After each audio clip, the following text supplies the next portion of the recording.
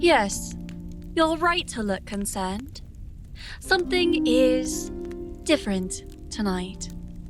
This voice that speaks to you now, it's not entirely my own, is it? The tale I'm about to share, it's fought its way up from the deepest vaults of my collection, and it's brought with it the voice of its original teller, a bard who passed defending the very story I'm about to share with you. Don't worry, dear friend. I remain in control. It's simply that some stories are so powerful, so tied to their original narrator, that they refuse to be told in any other voice. Tonight I am, shall we say, a willing vessel for this ancient tale spinner. The fire recognizes me still. The shadows know my true nature. But tonight, you hear the echo of a voice that once spoke this tale to kings and commoners alike. Now, shall we honor that ancient bard by hearing the chronicle of the last bard's song, their magnum opus, their final notes?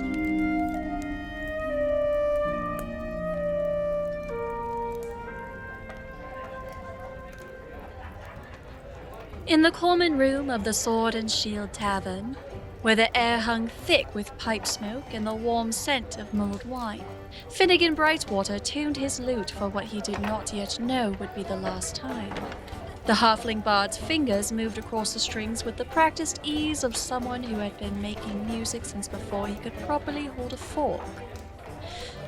Yet each note rang clear and true in the sudden hush that had fallen over the usually boisterous tavern, and faces that had been creased with worry began to relax as the familiar comfort of music worked its ancient magic.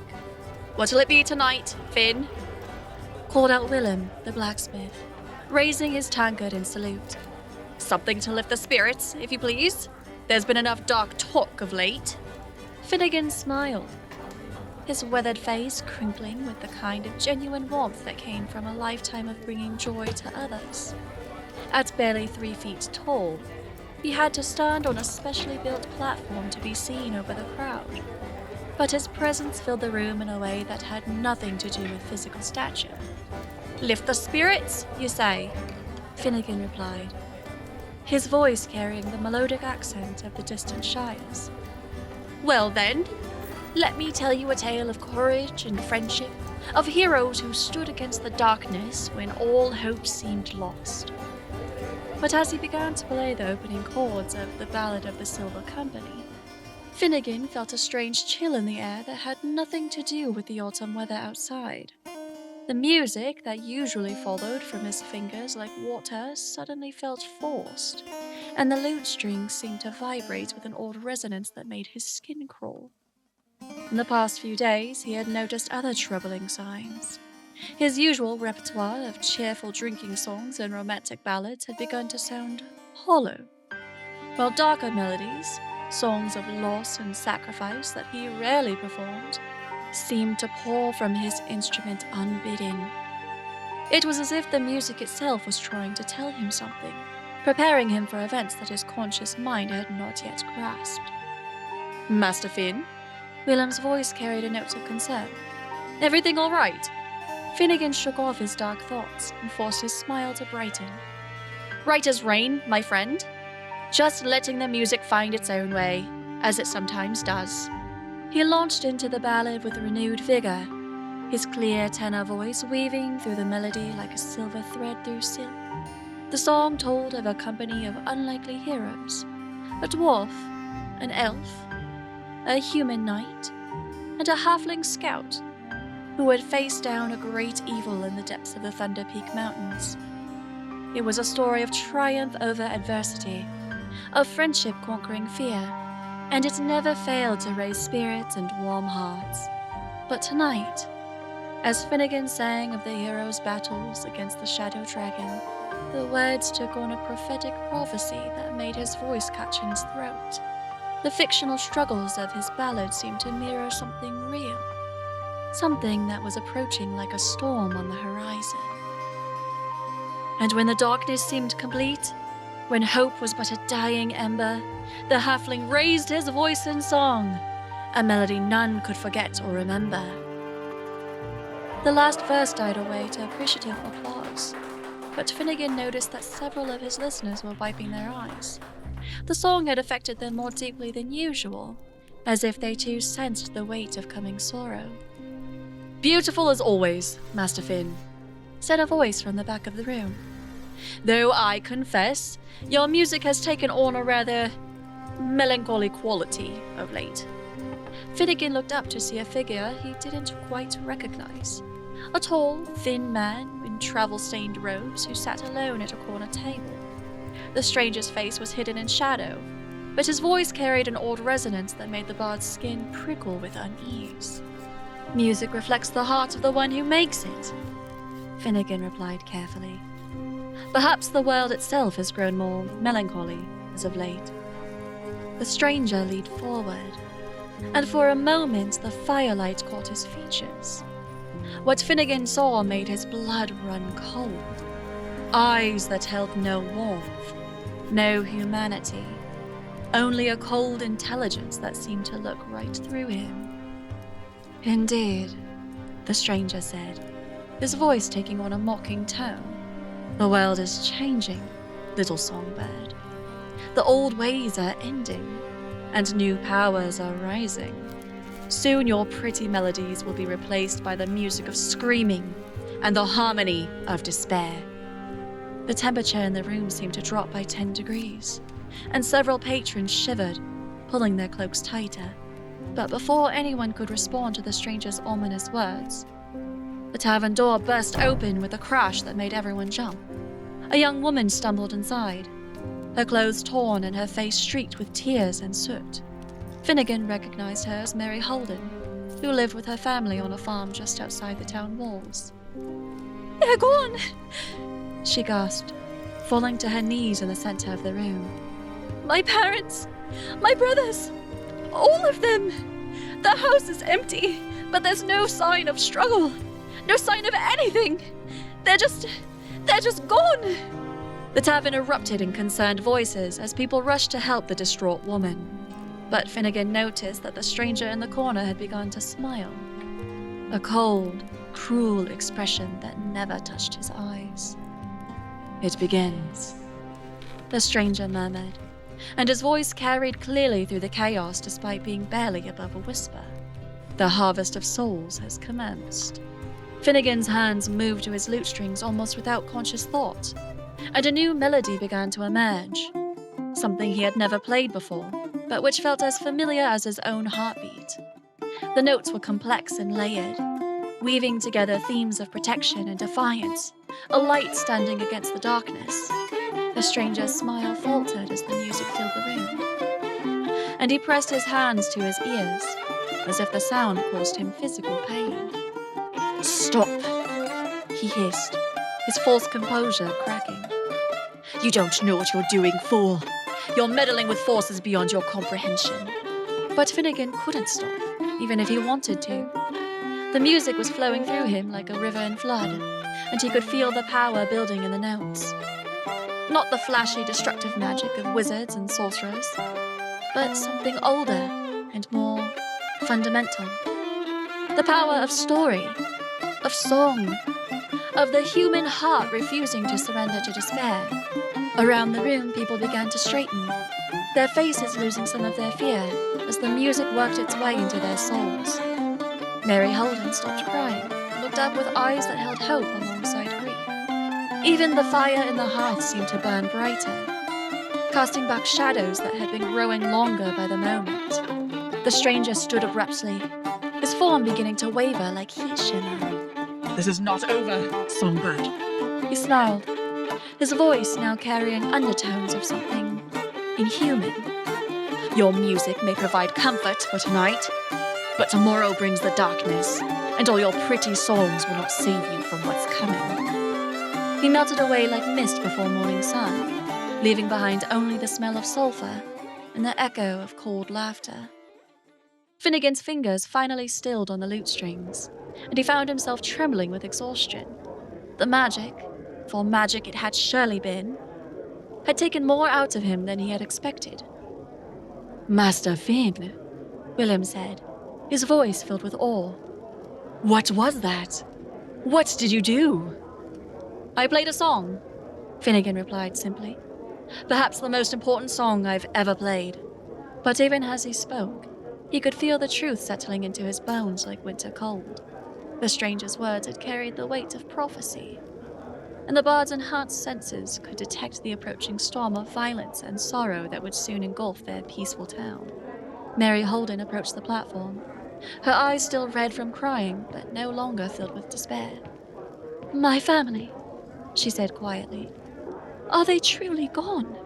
Finnegan looked at her for a long moment, his bardic abilities allowing him to sense the threads of fate that surrounded her like a web. What he saw there made his heart ache, but he had never been one to offer false comfort. "Their bodies are gone from this world," he said gently. "But their spirits are trapped, waiting for someone to break the chains that bind them. There may yet be hope, child, though the path to it leads through great darkness." Mary nodded, understanding flickering in her eyes. "Then we must walk that path, mustn't we?" "Aye," Finnegan agreed, slinging his lute across his shoulder. "But we won't walk it alone." The next 3 days passed in a blur of preparation and growing dread. More families disappeared. The Brackens, the Tellers, the Crofts, all vanishing without a trace from locked houses that smelled of sulfur and showed signs of unnatural tarnishing on every piece of iron. Finnegan spent those days moving through the town like a ministering angel, playing songs of courage and hope wherever fear had taken root.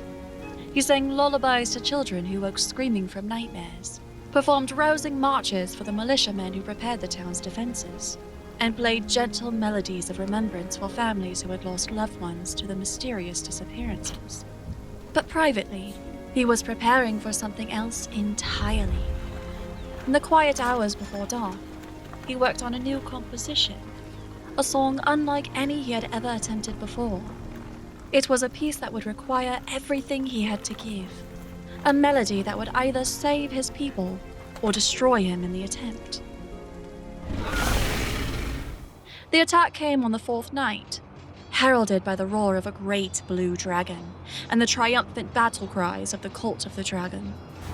From his position on the tavern's 2nd-floor balcony, Finnegan watched the enemy pour into the town like a dark tide, their torches turning the night into a hellscape of fire and shadow. Below, the defenders of Greenest fought with desperate courage, but they were outnumbered and outmatched. The cultists moved with supernatural coordination, their attacks precisely timed to exploit every weakness in the town's defenses. And at the center of the chaos, the stranger stood from the tavern, his disguise now cast aside to reveal the purple robes and dragon-headed staff of a high-ranking cult leader. His voice rose above the din of battle, weaving spells of fear and despair that sent even brave men fleeing in terror. "Now, Master Flynn," the halfling said to himself, tuning his lute one final time. "Let's see if a lifetime of making music was worth something after all." He began to play, and the melody that emerged was like nothing that had ever been heard before in the mortal realms. It was a song of defiance that shook the very foundations of Earth, a harmony of hope that pierced the darkness like a silver blade. Every note carried the weight of stories untold, of heroes unsung, of love that endured beyond death itself.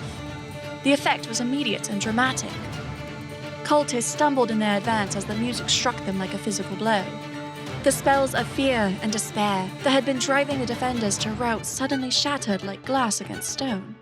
Even the great blue dragon faltered in its aerial assault, its roar of rage tinged with something that might have been uncertainty. But the greatest effect was on the people of Greenest themselves. As Finnegan's music washed over them, they found strength they didn't know they possessed. Fathers fought with the fury of legends to protect their children. Mothers stood like immortal guardians at the doors of their homes. And even the children took up whatever weapons they could find, their young faces met with determination that would have made ancient heroes proud. The cult leader turned his baleful gaze toward the tavern, his eyes blazing with inhuman fury. You! He screamed, his voice somehow carrying clearly over the din of battle. I will silence your song forever! Dark energy gathered around his staff, coalescing into a bolt of pure malevolence that streaked toward Finnegan like a spear of concentrated night. The bard saw it coming but did not flinch, did not stop playing. His song had reached its crescendo, the moment when all the themes would come together in perfect harmony. The dark magic struck him just as he played the final transcendent note of his composition. The two forces, light and darkness, hope and despair, music and silence, met in a collision that sent shockwaves rippling across the astral plane itself. For a moment that lasted an eternity, Finnegan felt himself suspended between life and death. His consciousness expanded to encompass the dreams and hopes of every living being in Greenest. He could see the threads that connected all their stories, the web of love and loss and courage that made them more than just individuals struggling against the dark. And in that moment of perfect clarity, he understood what his music had really been about all those years. Not entertainment, not mere diversion, but the preservation of the most precious things in existence. Hope, love, the unquenchable human spirit that refused to surrender even in the face of overwhelming darkness. The cultist's spell consumed him, burning away his mortal form in a blast of unholy fire. But the song itself could not be destroyed, could not be silenced. It lived on in the hearts of everyone who had heard it, spreading from person to person like ripples in a pond. When the light faded and the echoes died away, there was only a small pile of ash where Finnegan Brightwater had stood, and a lute whose strings had been burned away by forces beyond mortal understanding. But the battle was not over. Inspired by the bard's sacrifice, the defenders of Greenest fought with renewed vigor, driving back the cultist forces in a series of brilliant tactical victories. The great blue dragon, its will no longer fully controlled by its masters, began to question the orders it had been giving. And throughout the town, people began to sing. Not with trained voices like Finnegan's, but with the raw, honest passion of those who had found something worth dying for. The melody was simple, almost childlike in its basic structure, but it carried the weight of legend. It was a song about a halfling bard who gave everything to save his people, about the power of music to light the darkness, about the way a single voice raised in defiance could become a chorus that would echo through the ages. The cult of the dragon retreated that night, their carefully laid plans shattered by the unexpected resistance. They would return, of course, with greater numbers and darker magic, but they would find a town transformed, and people who had learned that courage was not the absence of fear, but the decision to act in spite of it. And whenever the nights grew dark and the enemy seemed overwhelming, the people of Greenest would remember the bard's last song and find the strength to keep fighting. In the years that followed, as the story spread across the realms, bards and minstrels would sing of Finnegan Brightwater and his final performance. They would tell of how a single halfling with a lute had stood against the forces of darkness and, in dying, had kindled a light that would never be extinguished. But in Greenest itself, the story was simpler and more profound. There, in the rebuilt Sword and Shield Tavern, a small plaque marked the spot where Finnegan had made his last stand. The inscription was brief.